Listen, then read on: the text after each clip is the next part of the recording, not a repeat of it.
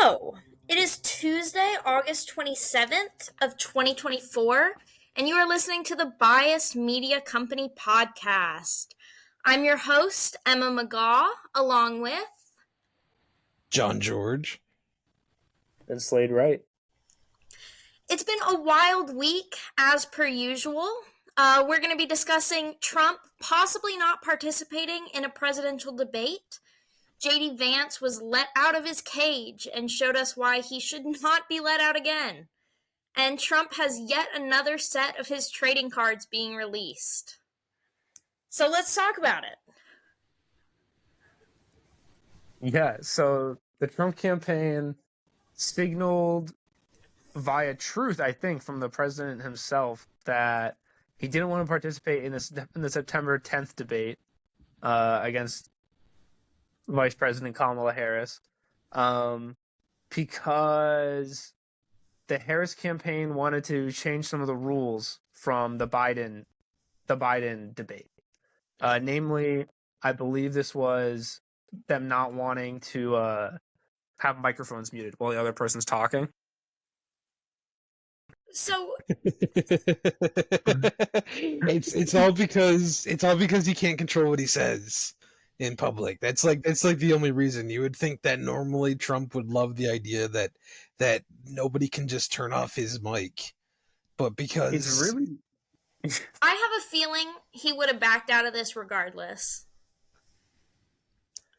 we'll see if he actually gets away with backing out of it. But yeah, I'm actually we can jump ahead a little bit here, but as of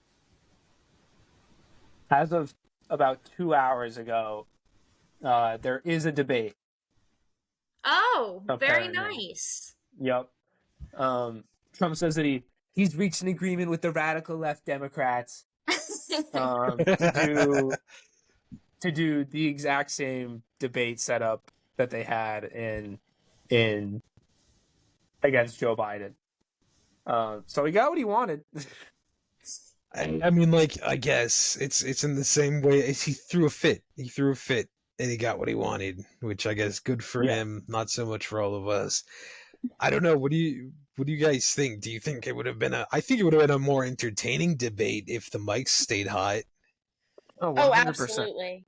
I would have been very excited to hear what both candidates, but mostly Trump, because Kamala kind of has her stuff together. I'd be really excited to see what he says under his breath when he cannot stop himself from saying stuff. Yeah, it's probably going to be it would probably be a slur. That's why. Oh, absolutely. Absolutely. The words. I really wish the Harris campaign had fought harder to change that, because dude, they definitely were like they're definitely like, dude, he's gonna say the N-word on national television. He's gonna. That's literally what, because he can't call Joe Biden that. Because it doesn't work. I do kind of wish they fought harder for that, but at the same time, I'm kind of glad they didn't push too hard, because I do want to see a debate. I do want to see... I mean, I guess that's probably where they're at. Yeah, I'd like to see a debate, because I don't see Trump coming out looking too good after a debate with Kamala Harris. I think she's pretty... she's well educated. They have to go head to head. Yeah, she doesn't fall for Trump's, like, stuff. Like, she doesn't get drawn into it, whereas Biden would get drawn into it and get brought further from his point. I think that Kamala will, saying that there will be a debate, I think that Kamala will be able to stick to the point and kind of keep it on track, and I think that's going to throw Trump off a lot. Oh.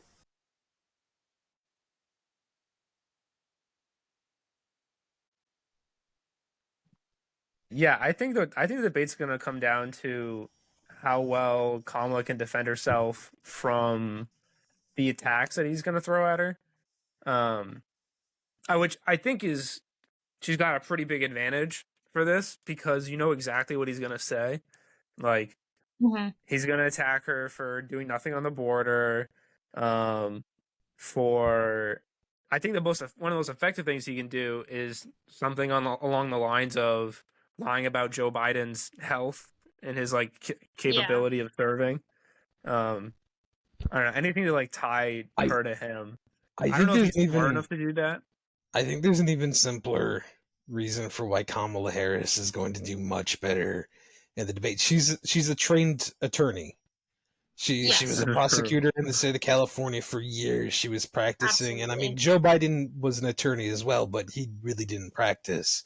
He Mhm. almost immediately went into politics after graduation, and was Yeah. by no means like a renowned for being a lawyer.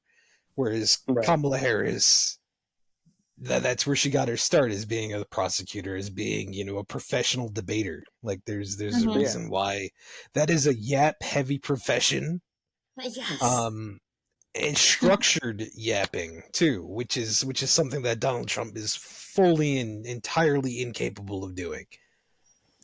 Yeah, I would imagine that because of her experience as an attorney, that she would not only be great with communicating her points, but I think she would also be great with latching on to little things that Trump says and bringing them back up.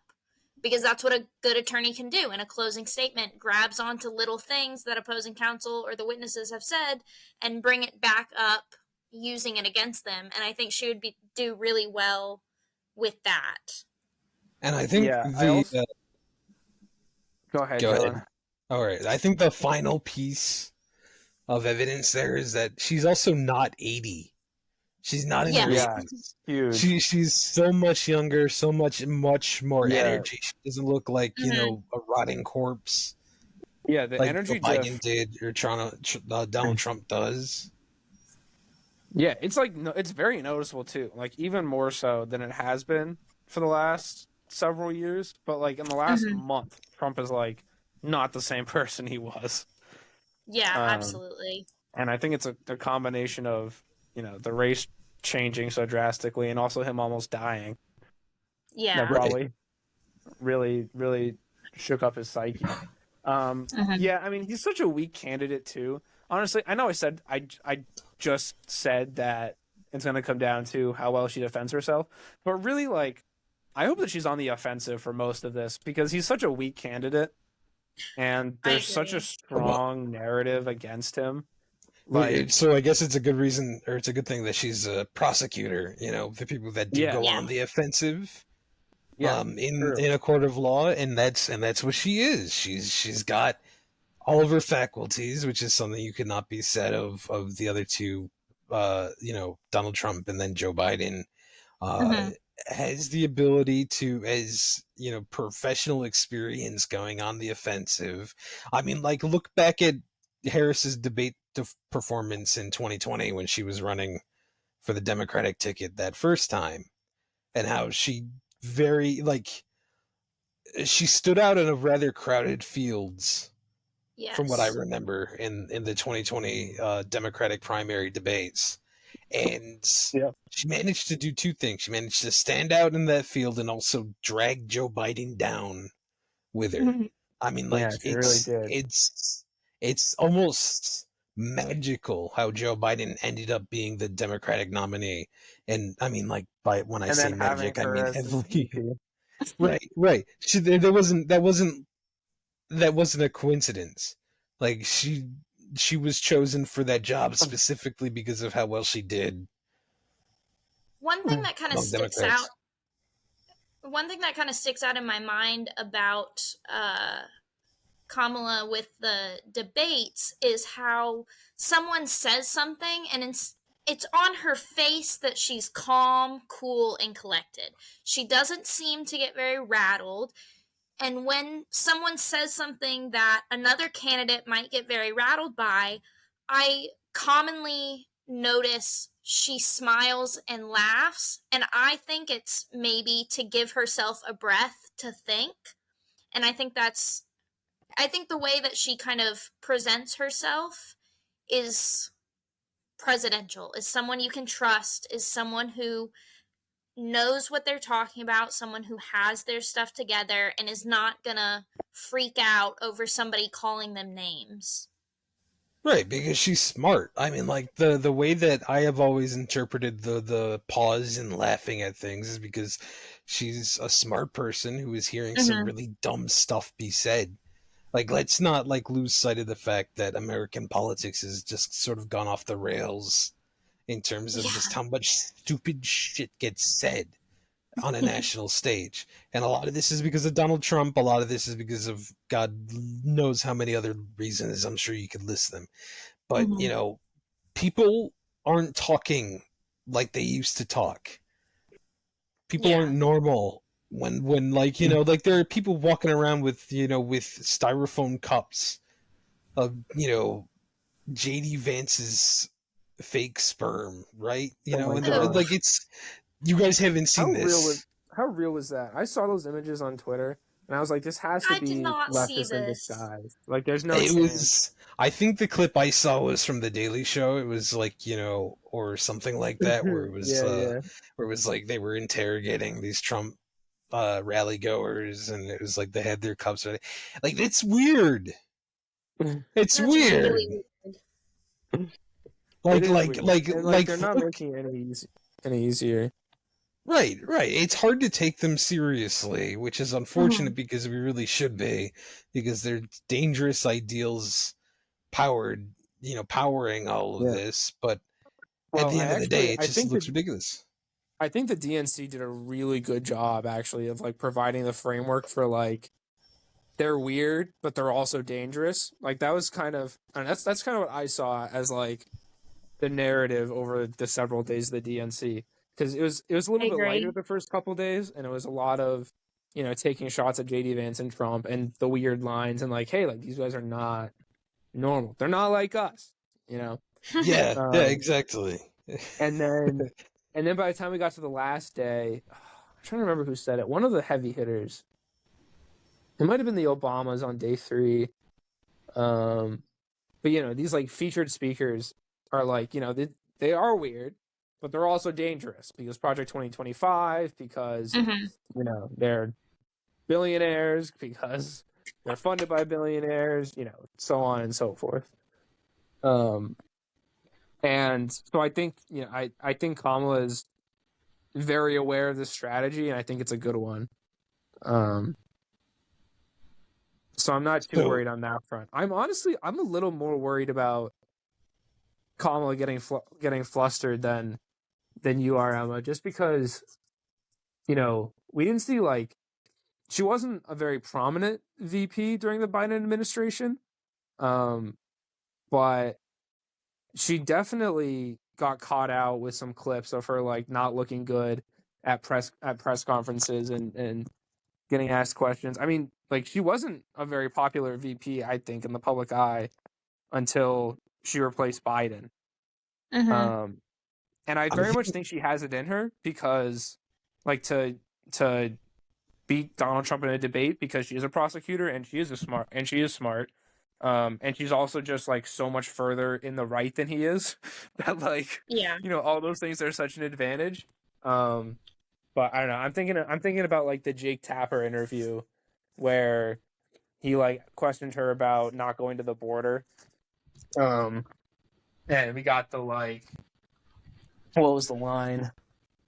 What was the line? The Republicans were just parroting it out.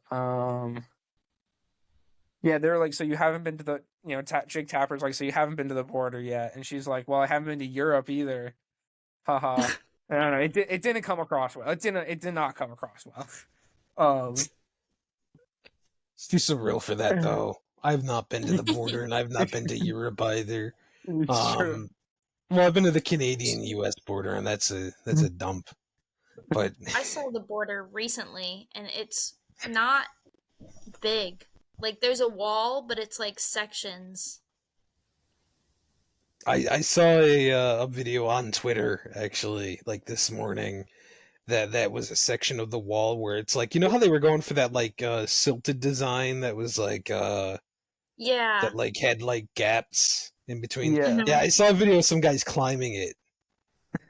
And Yeah, it was it's just like, not. yeah, Wasn't that the whole that's point of that design? yeah. Is like they So couldn't climb it?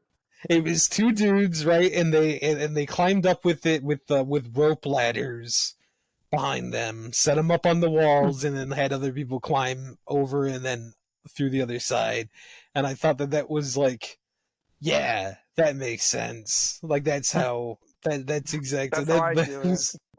that is how I would do it if I had the upper body strength to do it, which I don't.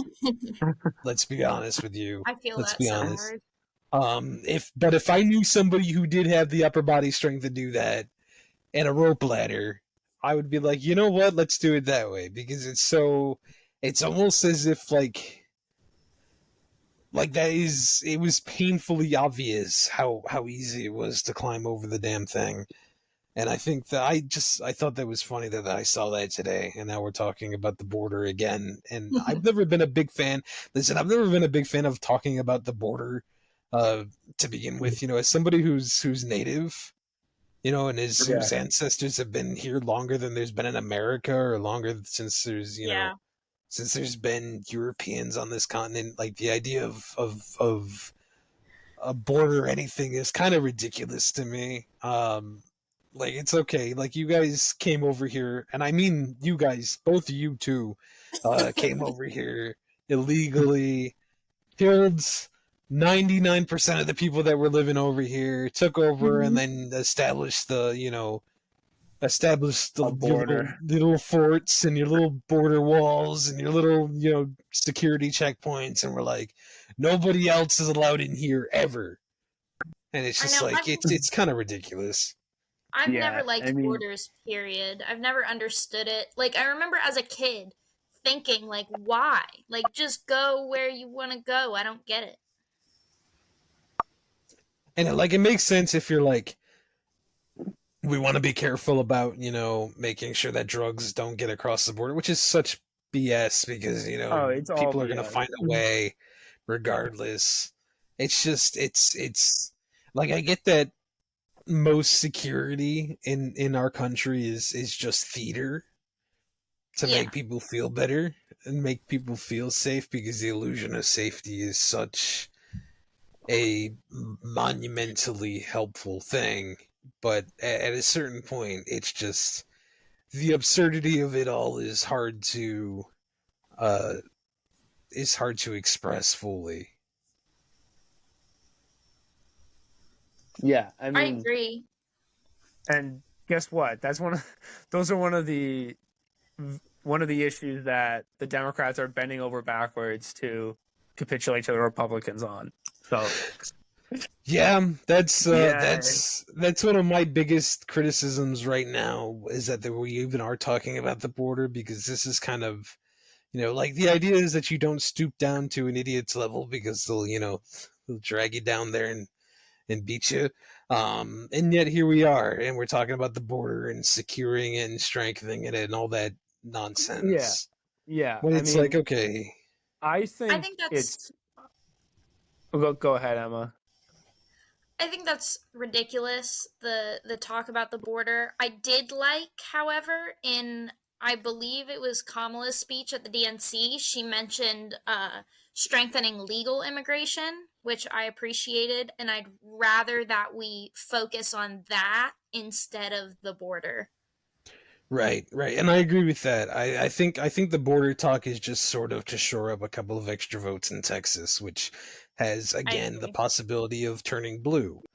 It's a very purple state right now, and I Mm. think that, like, I know, Slade, you don't believe it. You don't believe it that Texas could ever be blue, but Look, Texas is I'm. gerrymandered to hell. I think that a I'm blue praying. Texas is more likely than a blue Florida. I agree. I I would think we love can to get see Texas in our Texas blue. lifetime. I don't know if it's a strat. I don't know if it's a good strategy to go for those people in I this don't election. think it is. I don't think it is. But when your margins are like one per, I mean, like if you had told me 6 years ago that Georgia would be in play, I would think that was ridiculous. So it's clear that like As a native there's Um, Texan, if there's it if would be everything. if we get a flip it blue, there's a lot of Texans that are not like Not like the Republicans. Right, exactly. And I think because it was announced that there was a big purge of the Texan voter rolls, and this is something that keeps happening. Specifically because the Republicans in Texas are worried about losing control of the state. Mm-hmm. Like they wouldn't be purging the rolls if they didn't think that there was a chance. That's And I true. Is think that that a the fact million that votes? Did I get that right? Or am something like I? that, I think I don't know. It's so. a really If high number, so I don't want to be too it's wrong on that. But it was a high number right, that I right, remember hearing. Like, not just a high number, but an election deciding high number. yeah, Mm-hmm. yeah, Like we talk about the calculus of like the road of to 270 electoral votes for this presidential election. In none of those scenarios count flipping Texas because it's not a likelihood this election, but there's a chance. There is yeah, a non-zero chance, and I would argue a greater chance than flipping Florida of flipping Texas. And if Texas goes for Harris, then the election is decided immediately. yeah. Mm-hmm. I Like mean, there is if we no ever get a path to blue victory for Trump. Texas, if we ever get a blue Texas, a third of elected Republicans are offing themselves that night. Like it's over. Although I do um, worry about, like I believe very firmly that Harris is poised to win this, and I think that Harris is going to win this. But I worry about what comes after. I do worry that Mm-hmm. yeah, the because the insurrection of January 6th was allowed to happen with pretty much with basically not even a slap on the wrist to the people behind Yeah. it. And it's like, what do you call an insurrection that you don't punish? It's just practice for another one. Mm-hmm. And so Absolutely. I fear very much this is an idea that keeps me up at night. Um or at least I'd like to say it is instead of the constant screens late at night. Um is the idea that if we win this election and we win it fair and square, as Democrats have won every election, that the Republicans will attempt to take it by force because Republican shenanigans have, I mean, like in my lifetime, like the years that I've been alive, not necessarily because I don't obviously remember Bush all that much. I have very vague memories of Bush. Um, that are less memories of Bush and more memories of, being a child that happened to be alive during the Bush administration.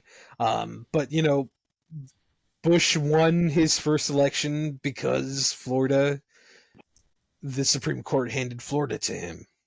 Mm-hmm. And then we had Obama come in who won, and then Trump won because of the Electoral College. Because, again, shenanigans ensued, and it was just enough to push over key swing states for him to deliver him the White House.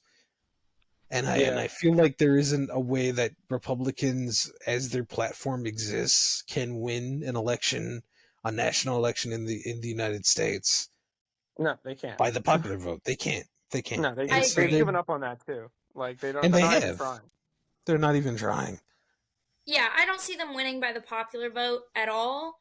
I worry about the Electoral College, and I agree. I worry pretty intensely. I maybe not worry, expect that if Kamala wins, there's going to be an equal or more insurrection similar to January 6th. Right. And I Yeah, I think mean, I think I can the see that unfolding. I think that what we have going for us this time are we're ready for it. Trump is also not in power anymore. Like he was in the right. executive when that happened, which is such a scarier situation. And three sequels are never good as the original. So Okay, what I don't about think we're gonna Empire get Strikes Back then, Slade? Huh? What about the outlier, Empire Strikes Back? outlier. Outlier. Well, so was January 6th. So let's hope that that we don't continue True. I that mean, trend. I just don't see the U.S. falling this election to violence. Like, Yeah. Well, I mean, crazier things have happened, and I think the hope is that it doesn't. But I don't think like fully not worrying about it, um, is super effective. I think that there should be no, some I due think, diligence.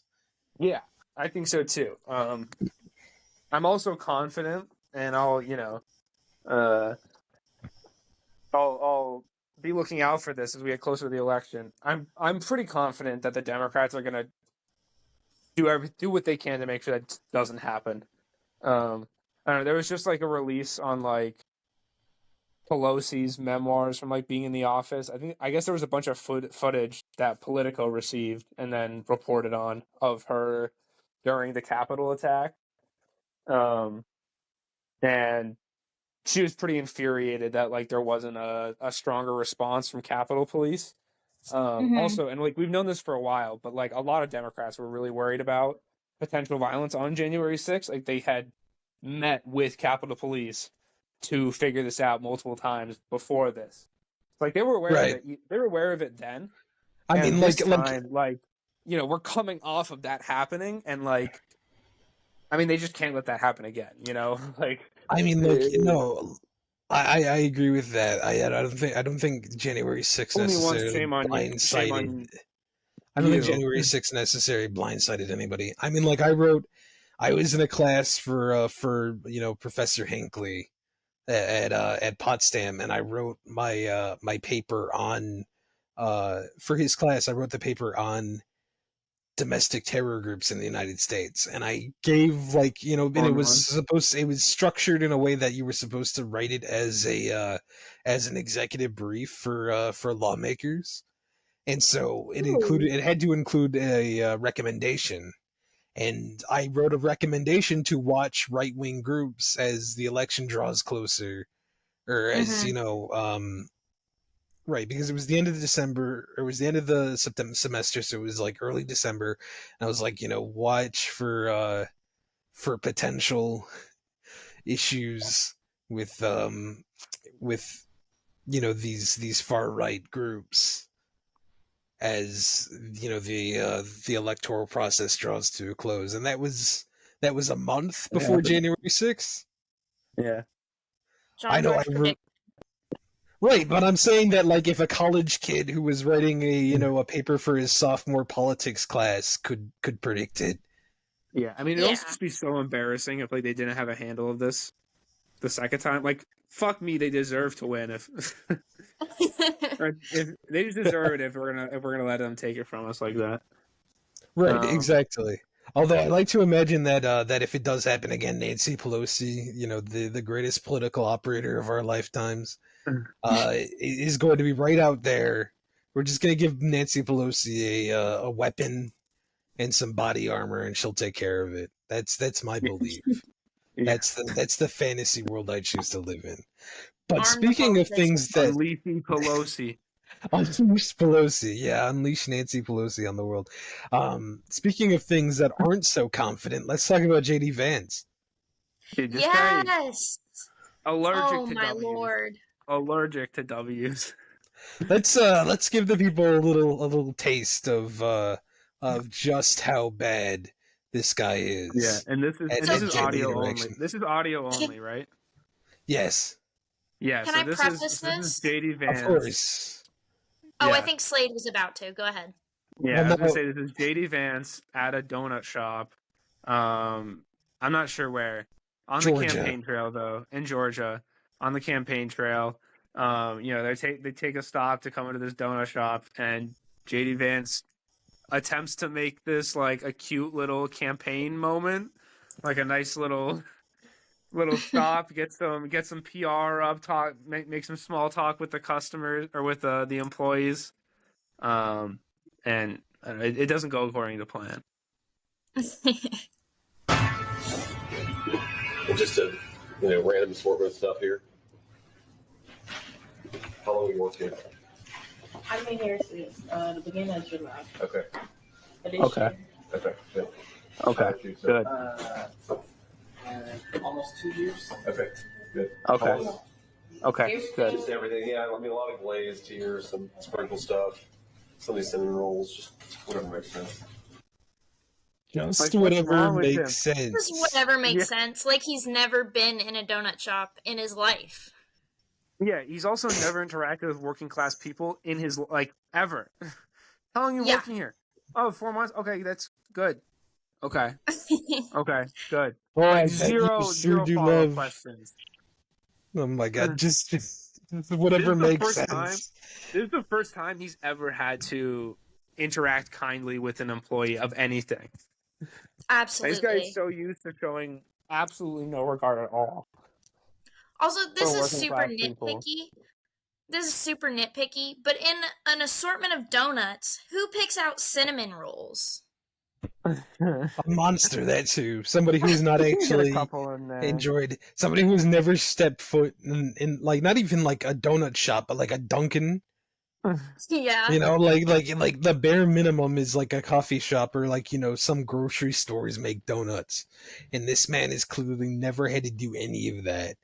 He's only It's had to send his assistants to get him things. Yeah. that's right. He's like, That's so I right. order from this person that's behind the counter?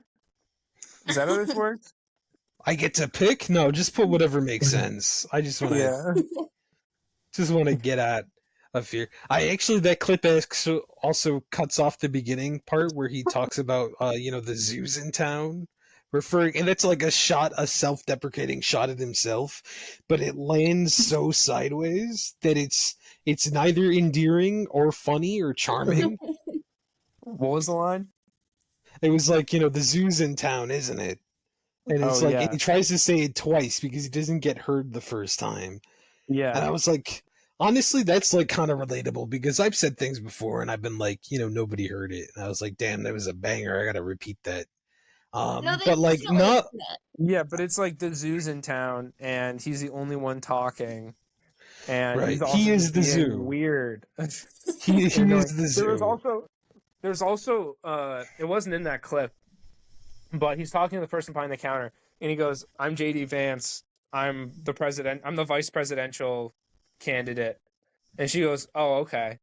So she either like didn't know, like it was she definitely didn't know who he was, and in that moment she Yeah. was definitely either thinking like maybe it clicked for her there, or she thinks that this guy is literally an insane person who thinks that he's like the vice president of the United States. That or like some kind of gotcha show, like trying to I feel like she probably thought gets she the was on a prank sense. show. Yeah, I feel like she gets the sense that they're trying to make fun of her, and she's just Yeah. not having it. Oh, there's Because some she joke that she's immediately not says, getting, I yeah. don't want to be on camera. Yeah. And that like knocks out the wind out of JD Vance's sails immediately. And then instead of talking to her, so what I didn't understand, so I don't think that was in the clip, but he said to the camera, "Okay, cut her out. We're not gonna don't show her." I would have said to her, "Okay, no worries. We'll blur out your face, change your voice, whatever." He didn't talk to her. That struck me. Yeah. I think even more than that, like a simple call ahead, like, hey, you know, because like when you Yeah. travel and you have Secret Service protection, you can't just walk into a place, right? The Secret Service has to come in and, you know, like make sure it's secure and make sure everything is fine. You know, like that's like a notorious part of dealing with, you know, running for high office. Running for the presidency or the vice presidency is just the Secret Service is everywhere and has to check everywhere, and you can't just randomly decide to go into a place. Mm-hmm. Or if you can, it requires like, you know, the Secret Service goes in first. And I can't imagine. The only way that this makes sense to me is that earlier that same morning you had a bunch of guys show up in suits and sunglasses, show up, scope the place out, and then not tell them who was showing up. And then JD Vance walks in because again, zero idea of how to talk to people. Comes in thinking it's going to be one of those magical moments he saw on the TV, you know, growing up. of John McCain stopping at a diner in the middle of rural America, and instead it was one of the most, I'm like cringing secondhand watching it I just want to because teach him that's how just to who he be a is. person. That's borderline. I can fix him, Emma. That's giving. I can Literally. fix I him. just I just see it and I'm like, I can fix him. Like, come on, let me teach you how to behave. And I don't And know how to I. behave. I mean, we No, all knew that. But I mean, like, do you want to fix him? Do we think that that an incompetent JD Vance is significantly better than a JD Vance who knows what he's doing? Because I feel Definitely like not. no. that's I mean, like Trump's I, strongest point is his ability to mingle and to talk to people, Hmm. because he is able to do it. We have seen him do it. And JD Vance is just Trump but worse. And if you imagine if he had even an ounce of charisma, JD Vance would be a serious threat. yeah, Yeah, I maybe. agree. I mean, I think it's crazy too because like JD Vance was such a like from the start it was like a pretty questionable pick, just because like what are you gaining from bringing on JD Vance? Like his whole career, his whole like electoral career, anyways, has been like riding off the coattails of Trump and being like kind of a mouthpiece for him and uh you know I think that's what he's sucking gaining. his He's dick and gaining, whatnot. yeah, he's gaining someone who is completely loyal, completely devoted, doesn't ask Yeah, questions, will do whatever Trump says. yeah. Yeah, I don't It even kind of think makes it sense was to me that. from that I point, really, because I think it kind of makes sense to me that he just wants like a lapdog that's gonna be completely on his side. You know that Yeah. everything that Mike Pence wasn't, right? I don't even think it's that. I think it's as simple as JD Vance is some billionaire's bitch boy, got bought a Senate seat, got really in good with Donald Trump's kids, and so when it came time to pick a VP, that's Eric. Yeah, And is it also Don? Don and Eric were like, oh, you got to go with JD yeah. Vance, I think bro. it was Don Jr. I think that Yeah, had like the biggest influence on that. right, Yeah, right. so I mean, I think that's what that was. yeah, he gets in with the Trumps. There's definitely some kindred energy there, right? Um, but it wasn't like it's not the calculated move if you're trying to win if you're trying to maximize your chances of winning this election. And that's what like I feel like that was like the floor. Like so it's already like, making this pick. It's not helping you that much, even if he can talk with people. But as it turns out, he's actually just like the weirdest man alive. And he's like tanking Trump's campaign. Um like To it sort just of it panned out in the worst way possible for him. uh, to sort of show the contrast between that, why don't we take a look at Walls Yeah. entering a rest stop on the campaign trail? Yep. Hang on, let me make sure that I got the. Did you really? Yes. All right. So I'm West Point and downtown. I see you. Right, yeah. You went Shed. Who's there runs out of West Point? No. There's no. It's not really. It's nice to meet you all. Sorry to disrupt your day. No, it was great. In case that we were not going to Nebraska without stopping and getting. No, and we're even taking some home. Taking some back with us. I think it's the bread consistency. I Is mean, it Your homemade every day? get this guy on TV who runs us. Thanks for the work you're doing. There's Oh such a my I mean, he's god! great. and you guys listening can't see it, but he's shaking everyone's hands, he's smiling at everyone, making eye contact, getting close. I noticed JD Vance was like far from the employees, and Waltz is getting close. He's supporting them. He's talking about what they do every day, thanking them for what they do. It's just a Yeah, huge they're also like difference. excited to see him. Right, right. And he's That's like the talking immediate about the part. sandwich place that he's like been to before, like he Yeah, that's That's He's what I right at home. noticed too. From watching the clip, that's what I noticed too, is that the employees come up to him and they're so happy to see him there. And he just seems like a warm, fun dude to hang out with.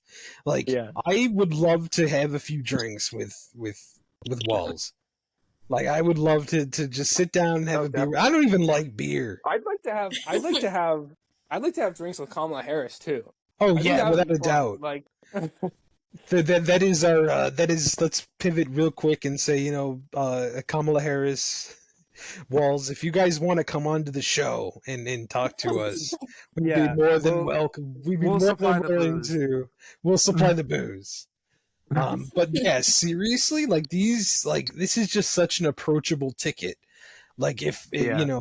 I wish. I wish I knew more people like Harrison Walls. Yeah. More older people that I feel like I could approach to and chat with and have a good time with.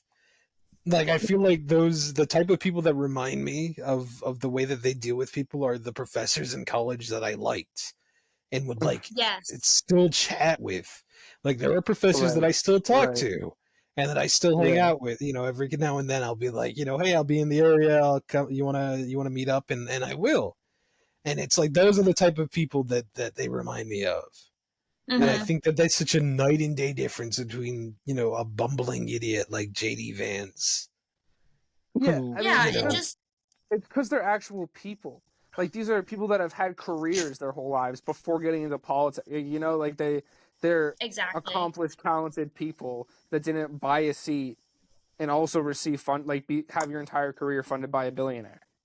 right, And they're people who didn't grow up rich. Like they grew up Yeah. not incredibly poor, but they didn't grow up wealthy, and they have had these interactions before. This isn't their first time ever interacting with employees and having, like, I imagine that they've had these little conversations. Like I see Kamala and Yeah. Waltz I mean like Tim Walz having those was a school conversations teacher. on a regular basis, and this just happens to be a filmed Yeah. experience.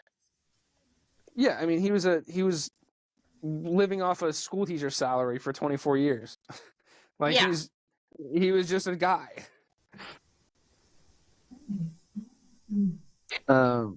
Yeah, so excited for these two to debate. so Uh, I excited. am too. I think I that think they're gonna do really well. I want to hear a lot more from them. Like I've liked what I've heard from both of them so far, and I really do want to see debates with them, see how they kind of handle themselves, see how they discuss all of these topics and policies. And it's entertaining. yeah, Like it's not watching. I think the sorry, go ahead. I was just gonna say watching like Trump and JD Vance talk makes me want to rip my eyeballs out. But I do Yeah, really enjoy like watching Waltz and Harris talk about things and discuss politics and discuss other things surrounding politics. yeah. Um yeah, the VP debate I think is going to be pretty fun. Like just night and day difference between them. Mm-hmm. And I think Walls has been pretty effective. At least I don't know. I'd like to. We'll see as the campaign goes on. What kind of role Walls is going to have, but I mean, he's just such a better politician and statesman than, and I use those terms differently because like he's a better politician, as in he can come across like a human and Mm-hmm. is an actual person and also like has accomplished significant legislation. Like he's had a big leadership role for many years now, and he had congressional experience before that. Like he's not like, and contrasting that with JD Vance, who's a first-time senator. Exactly. I think JD Vance is a billionaire's idea of a statesman, whereas Tim Walz Yeah. is the common man's idea of a statesman. And I think Yeah. because billionaires are an incredibly out of touch portion of the Yeah. population. And Yeah. and no more does that show in their taste of people to run and to be the face of their agendas. And the Yeah. fact Yeah, that that's It really like I mean I think one of the big reasons why JD Vance has been such an electoral disaster, and why I think that like this is going to go beyond just him being weird, is that like it so solidifies Trump as just being an elitist, you know. And I hope the Democrats really hammer this home, that like Trump was supposed to be the working man's guy. I mean, that's what he says he is. hmm Like that's what his whole marketing is. And then he puts up billionaire as his VP, and like his record is not good for jobs. We can point to that, and we can contrast that with Joe Biden recently, or I mean, you know, Barack Obama had some ups and downs, but like it's night and day. I mean, the guy doesn't have the record to support his support from the working person, and like it's so clear with JD Vance. Like you can't walk away from the fact that he's a billionaire funded by billionaires who surrounds himself with billionaires because that's who he cares about. and they're all like, and the thing is that they're all like just sad nerds. Like I mean, Yeah. like I'm like also a sad nerd, sure. Like I will admit to that. Um, but JD like Vance is just a QAnon. It's just like a 4chan gremlin. right, I I mean they really even have. Oh, go ahead. I really appreciate like that both Harris and Walls, their political beliefs and the policies they support come from experience. And they talk about where it comes from and why they believe the things they believe. And then you look at Trump and Vance, and they just believe what they're paid to believe or what will get them more political support. And I also noticed in the DNC, specifically in a lot of the speeches, but in Kamala's speech, uh, more specifically, she talks about the working class, how she's from the working class. Actually, this is from AOC's speech. She's from the working class for the working class. And so she Yeah. is someone who understands those experiences, who has had those experiences, and she's able to take that experience and knowledge, and same with Waltz, take that experience and knowledge and translate that into action and have real reasons why they believe the things they believe and be able to explain that to their constituents. Yeah, I mean it's such a different election than it was in 2016. And it really makes me believe that like I don't know. I mean politics is crazy. Anything could happen in the next 3 months. A meteorite could come and strike and kill both the president, both the nominees. But like it feels like we're cruising for a Kamala victory, and I think that's kind of like I don't know. The conditions were just so ripe for him to beat Hillary Clinton, especially in hindsight. Like she's just the fact that she was like pretty much the definition of like a Democratic elite. Like you couldn't have had a better person for Donald Trump to run against. Trying to do this like, you know, working man outsider lane. Like that works against Hillary Clinton. It doesn't really work for Kamala Harris. Yeah, I think that's one of the big reasons that he was so frustrated. Like, there are a ton of reasons, but one of the big reasons Trump was so frustrated when uh, Biden dropped out, because now he has to go against someone who has that. I mean, Biden has that working class background, but he doesn't come off as a working class person. And honestly, neither does Kamala necessarily now, because she's a politician. Like, it's just politicians generally come off as elite above you. But she talks about her experiences and she talks about her upbringing. And that's something Trump doesn't have. He doesn't Right. have a middle class upbringing. He was brought up rich, lost a lot of his money, but stayed kind of facially rich. He stayed like superficially rich. He has those rich friends that give him all these privileges, and Kamala didn't have that. And she talks about that. She discusses that openly, and I really appreciate that. I Yeah, I think mean, I you think could you maybe really hit paint her as the. sorry, I was gonna say like I think you could paint her as a San Francisco like elite, except that she's running against Donald Trump and JD Vance, and she doesn't look like an elite compared to them. Right, and Anyway, I think the biggest part of that is that Donald Trump has used the office of the president to enrich himself at every possible turn, yeah. Absolutely. which I think works perfectly as a segue to He broke our he last cut his own topic, taxes. Great. Yeah. Yes. which I want to Oh, start with the announcement video from earlier today. Is your favorite president, Donald J. Trump, with some very exciting news. By popular demand, I'm doing a new series of Trump digital trading cards. You all know what they are. We've had a lot of fun with them. Yes. It's called the America First Collection. 50 all new stunning digital trading cards. It's really something. These cards show me dancing and even me holding some bitcoins. Here's the best part. I'm doing great He's things holding for my Bitcoin. Trump digital card The collection. first president ever First, to hold there's the Bitcoin. real physical Trump cards. Purchase 15 or more of my Trump digital trading cards, and we'll mail 15 you a digital cards. beautiful physical trading card. It's really, I think, quite something. Each physical trading card has an authentic piece of my suit that I wore for the presidential debate, and people are calling it the Doubt it. knockout suit. I don't know about that, but that's what they're calling it. So we'll cut up the knockout suit, and you're going to get a piece of it, and we'll be randomly autographing 5 of them, a true collector's item. This is something to give your family, your kids, your grandchildren. Number 2 is to purchase 75 of my Trump digital trading cards, and you will also be invited to join me for a gala dinner at my beautiful country club in Jupiter, Florida.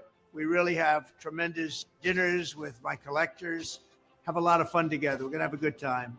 I'm keeping my Trump digital trading cards at the same price of $99 each. We've done that right from the beginning. Oh my So God. go to collecttrumpcards.com. Wait, with It's inflation, really this is easy to actually a buy. deal You just compared to need an last. email address the and a last credit decade. card or crypto. You know, they call me the crypto president. I don't know if that's true or not, but a lot of people are saying that. So don't That's miss out. true. Go to Who knows? collecttrumpcards.com. Go right now and collect your piece of American history. Let's have fun together and enjoy my Trump cards. We're going to have a lot of fun. We'll be talking about it for a long time. Thank you very much. Have a good time. Okay, so Wow. before we jump into the fascism, the gathering shit we got going on right here, I just want to ask a very pivotal, very important question. So if you buy enough digital trading cards to have dinner with Donald Trump, do you still have to pay for dinner? Do At you first, still My have to gut shell instinct out is the money yes. to pay for the food? You're It's definitely like, is not the food getting. included? You're definitely not getting a travel fee. I'll tell you that. My oh yeah. reading on it is that you get permission to eat with the president. So I don't really. I wouldn't count on anything being provided to you. You actually have to pay for his meal too. Like you have to pay for Yeah. his. So I we Yeah, just, I mean, oh I'm my really God. excited about this. I loved my Trump card from the first batch he did back in 2022. I had him skydiving out of an airplane while fighting a bear, and it was really good. It was really great. So I'm just hoping I can get some sweet polls from this one. And yeah, I'm really excited. I think it's going to be a slam dunk. I think like just first of all, this is where we're at in American politics, that we have a guy shelling, out not even real card. They're not even real cards unless you buy 15 No, of them. every he's 15 selling you you get one literally real card. nothing. Right, which 15 of them, he has this list on the website too, is going to cost you $7,400. 15? Oh, wait, sorry, that was a 75 dinner with the president. Okay, that's what I thought. Wait, 15 is $1,500. 5 of them is the gold Trump sneakers. If you pay $500, I think the funniest part is that the top tier that you can get is if you buy 250 digital trading cards, you get 2 ultra VIP dinners and 2 VIP cocktails. VIP 2, cocktails. yeah, you get to have a drink with him, not a beer, I a think it's drink. really funny. I think it's really funny that they're telling you exactly how much alcohol they'll give you. But you can have 2 You're like, drinks. don't It expect makes more me, than this. yeah, that really makes me think that like you're getting even less. Like he's definitely not paying for your dinner. I feel Because like on you're this gonna one get they're like making it explicitly microwave clear. dinners, TV dinners. Yeah, this isn't everything though. There's also I think one that's pair understandable. of limited edition platinum high top sneakers autographed by Donald Trump. You get 2 pairs of his Never Surrender gold Trump sneakers, and you get 2 physical trading cards, the ones with the suit. And it's kind of really telling that so this package costs, wait for it, a whopping $24,750. And you can So only pay for it with crypto. Like the highest tier, you can only buy with crypto for these disgusting AI generated digital trading cards. You're not going to pull the fucking Pikachu out of these. Um, it's so funny that the art, not even the art is AI. Like the and man not can't Yeah. even good. afford to pay. Not even good. The man can't even afford to pay actual artists to pump out these shitty little, and they all make him look so muscular and so Oh much yeah, that's a thinner than he running actually theme. Muscular, is, and but that's with a tiny head. with a tiny head. True. True. They did not get the head size right. They No. can't. They can't Um, because it just doesn't make sense proportionally. yeah, it's pretty insane. It's kind of crazy that like in the last couple years we've got Trump selling you nothing for $100 a piece, and also like signed Bibles, and it's just like they're just Yes. continuing Which to hit. seems like the signed And Bible thing. they're Trump versions of the Bible. Right. Yeah. As a recovering fundamentalist Christian, there was a moment when I saw that and I kind of looked at it and I was like, I almost called up my Catholic buddy and I was like, I think I need to start going to church again because I'm pretty sure that from what I remember, this is literally antichrist behavior. And I was like, No. full day, I was like, should I go back just to be safe? Should I go back to the church and just be like, "Hey guys, so you'll never guess, but I think it's all real because there is nothing that Yeah, and I mean, I could do like a full deep dive into this and like all the theology behind it and all of that, but like yeah, I Donald mean, Trump is like a dead ringer for the descriptions of the antichrist figure from the book of Revelations, and I think it's so ridiculous that his strongest voting base, American evangelicals, cannot see that. yeah. Guarantee he's never read the Bible. Oh no, he Oh has said no that he way. hasn't. Yeah. Because of course he What's the hasn't. Because most people that have told you they've read it haven't. Because let me tell you, it's a long book. It's Yeah. very dry at some parts. The first I've half had of it is like some really cool stuff going on with like murder and stuff like that. Like it's very compelling, but a lot of it's just like here's how to make bread in a way that doesn't piss off God. And it's yeah, just like I've read it's like like what? sections. I've read sections of the Bible. I've read a good amount of Leviticus.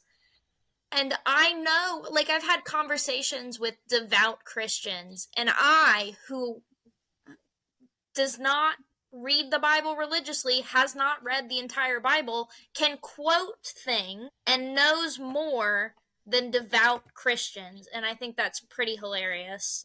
Right, because whenever you pull that card on devout Christians, they'll be like, oh, then even the devil can quote scripture for his purpose. And it's like, Yes. Shakespeare, bro. Then That's what's the point? nothing the Bible. That is Shakespeare. And it's not exactly a page turner. I gotta tell you, somebody who has read it cover to cover at least once. Yeah. It's not a page turner. When it does, there are a couple of books that are page turners, and that's at the very end. So you have to get through a whole lot before it gets exciting. Before it's all like the fire and brimstone stuff. But I mean, what's crazy is that this is also like the people that he's trying to get to buy this. Like, this is who it's for. Like, it's the same group of people that bought those Bibles that he's trying to sell these to, and he's also like, I don't know, leading like with the suit that he wore when he got shot. It's like the he was protected by God, right? Like that's what they're saying, like the RNC and what the narrative they're trying to spin now. And it's I mean literally the body of Christ, right?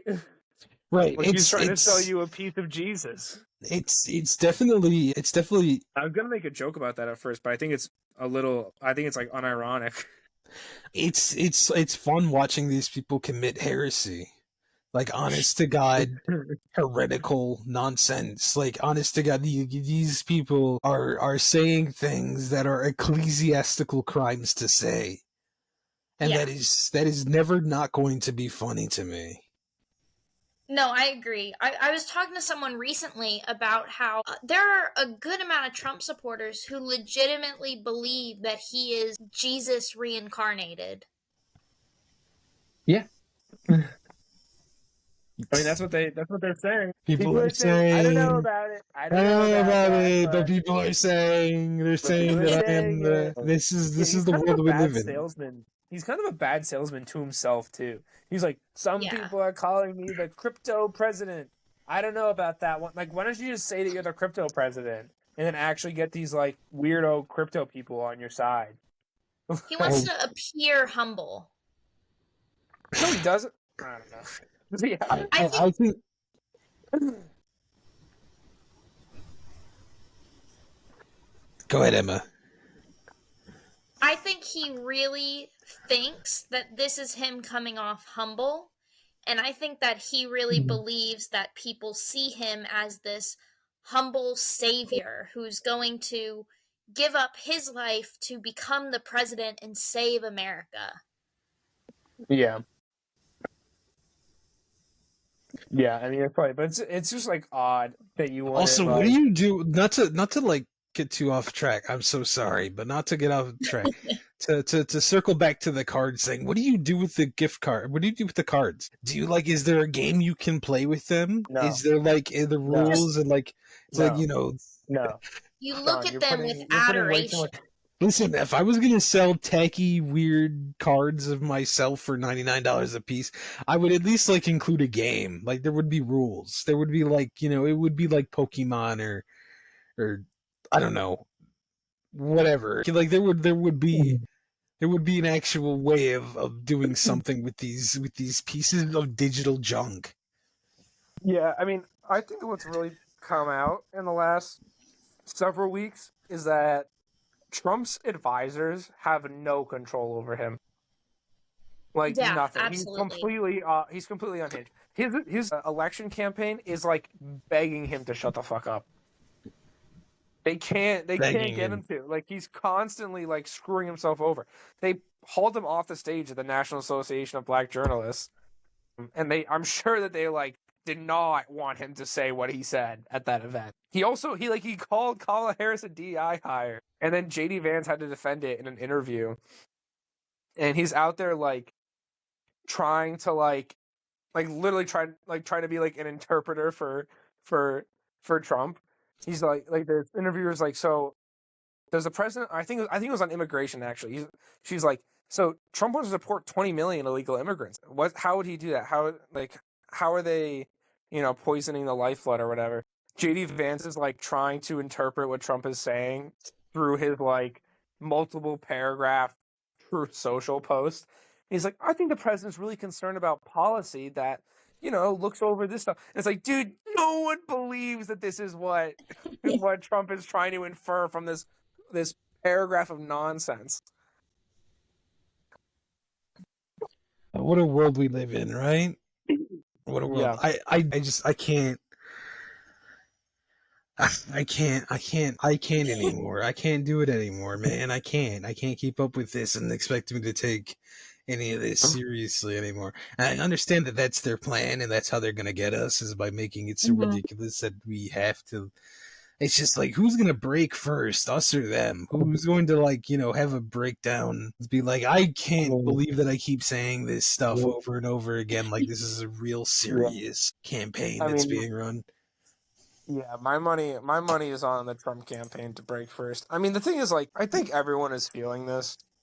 Like, people are so tired of Trump. Even the people that have voted for him twice. I mean, he has his base, which is a lot of people. But, like, so many people that have, like, voted for any other Republican besides Trump are like, dude, come on. Like, they just want to have some semblance of, like, having actual policy positions, and Trump just doesn't let them do that. And I don't know. I think another good theme of the DNC was this idea that, like, we need to put Trump behind us, and I think that's really what we're feeling. Like, and it's not just us on the left here. Like, this guy has been a part of our lives for almost 10 years now. He's saying the Oh my same stuff God. he's been saying. Yeah, isn't that crazy? He's your weird Um, friend from high school who showed up on your front porch, asked to couch surf, and you're like, fine, you can come in for like a week. And he's been here for 6 years, and you can't get rid of him. And you're trying to move out of the house and buy your own first house and get married and all that, except he's still there. And he won't shut up. And every time you walk into the house, he's screaming at you, or he's subtweeting you at 3 o'clock in the morning on his own homebrew social media platform. He's got his own trading card game. He's starting out now. He did sneakers for a couple of weeks. I think this is probably a good place to wrap up. Do you guys have anything you want to add before we kind of tone this down, end it? Just that I'm a little bit disappointed that we didn't go a little more in depth on the Texas voter roll purging.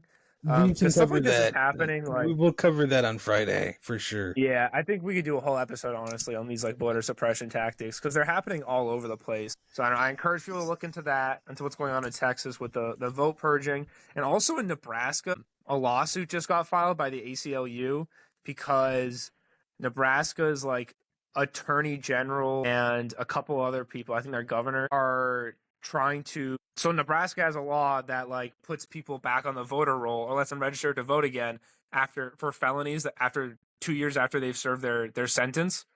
And then recently they're trying to make it so that you get it, like, you can register to vote as soon as you're done as your sentence. And the Nebraska attorney general and governor are basically like, no, actually, like, we're not going to do that, and we're actually not going to restore the rights of anybody who's been convicted of a felony, even if it's been 2 years. So, like, it's pretty bad. Like, they're literally just, like, saying, no, we're not going to listen to this law. So I encourage people to look more into that. I think we should try to cover that if we get the chance. I think so too. Absolutely. Because it's really like these guys can't win on their ideas. They've given up on it, I think, a long time ago. But it's so obvious and it's so blatant. Like the idea that the Democrats are the one in any way trying to steal an election, like, it's crazy. We can see this stuff right in front of our eyes. Yeah. All right, so before we finish up for tonight, one little thing I want to ask you guys, just as a personal and a pivot away from politics. What are you guys reading? Anybody reading anything? Reading. And why is it not? So I've got a couple books that I've kind of been flipping through here recently. Actually, I've got an old electoral book, not old, but it was like 2018 or something, about, maybe it was 2020, about the 2016 election. It's kind of an analysis of, like, what happened there. I've been flipping through that. I also just finished the second season of House of the Dragon. Ooh. It was pretty good. It was pretty good. Crazy show. But I've been reading the book Fire and Blood since then, because I have to wait a year until the next season. 2 years. Instead of that, I'm just gonna, like, read 40 pages.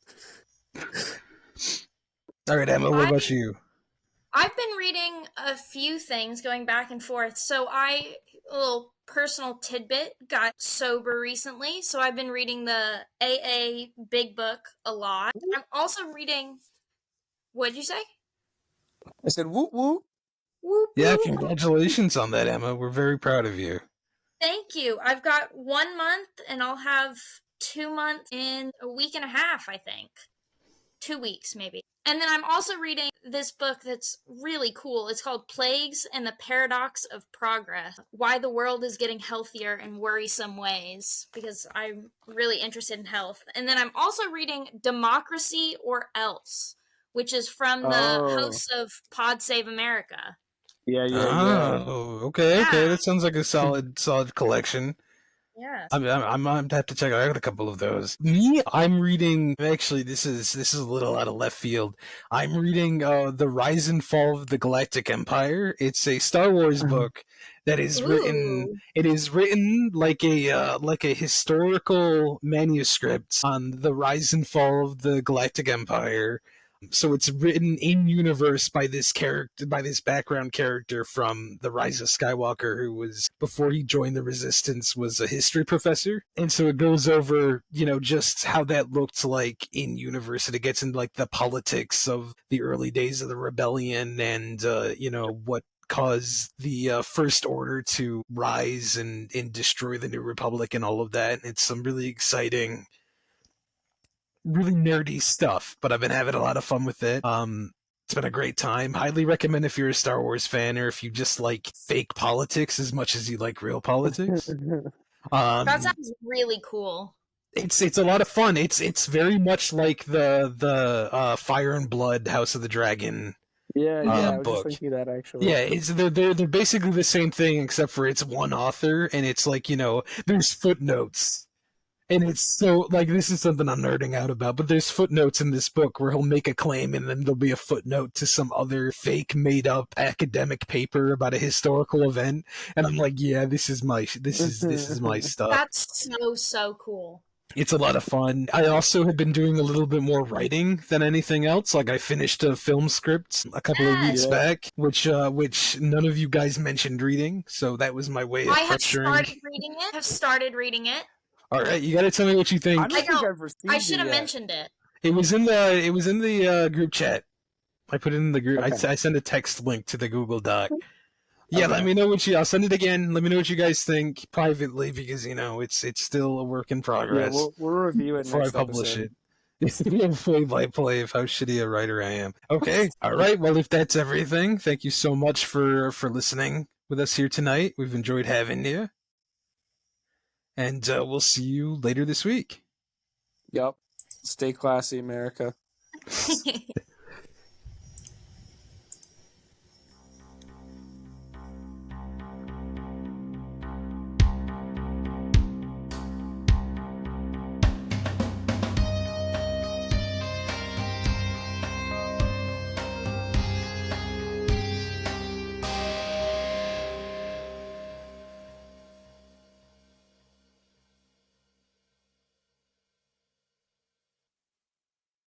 The music for this episode of the Biased Media Company podcast was written and produced by Annabelle Kale.